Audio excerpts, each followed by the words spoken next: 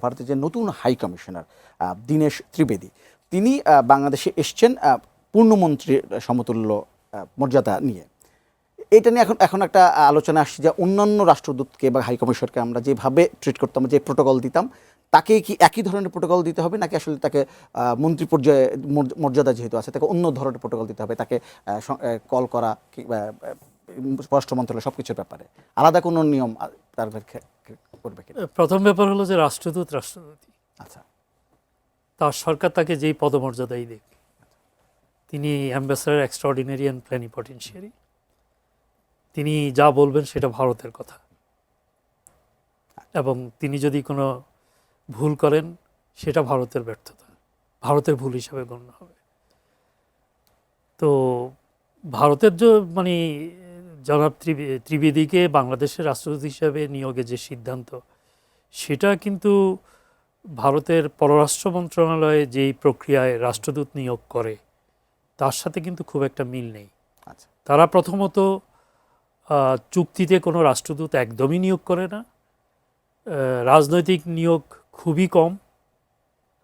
এই আপনার ব্রিটেনে মাঝে মাঝে তারা রাজনৈতিক নিয়োগ দেয়, সেই তারপরে যেমন তারা তাদের সাবেক পররাষ্ট্র সচিব সালমান হাজারকে তারা করেছিল। তারপর আমি যে সময়টাতে কানাডাতে বাংলাদেশের হাই কমিশনার ছিলাম, তখন তারা তাদের নৌবাহিনী প্রধানকে হাই কমিশনার করে। সেটার কারণ ছিল যে কানাডা তখন ইন্দো প্যাসিফিকের বিষয়ে খুব আগ্রহ দেখাচ্ছিল। হয়তো সেই দৃষ্টিকোণ থেকে তাদের মনে হয়েছিল যে নৌবাহিনীর একজন যদি সেখানে হাই কমিশনার হয়, তার পক্ষে হয়তো মনিটরিং অথবা লিয়াজিংয়ের ক্ষেত্রে একটা বড় রকমের হেল্প হবে। তো বাংলাদেশের সাথে তো আসলে যেটা হলো যে আওয়ামী লীগ সরকারের বিদায়ের পরে ভারতের সাথে তো আমাদের একটা সম্পর্কের একটা টানাপোড়েন হয়েছে। বাংলাদেশে যেমন এটা নিয়ে আলোচনা হয়েছে, ভারতে আলোচনা হয়েছে যে ভারত কেবলমাত্র আওয়ামী লীগের সাথে সম্পর্ক রাখার কারণে বাংলাদেশ ভারতের যে সম্পর্কের যে অবনতি সেটা হয়েছিল কিনা।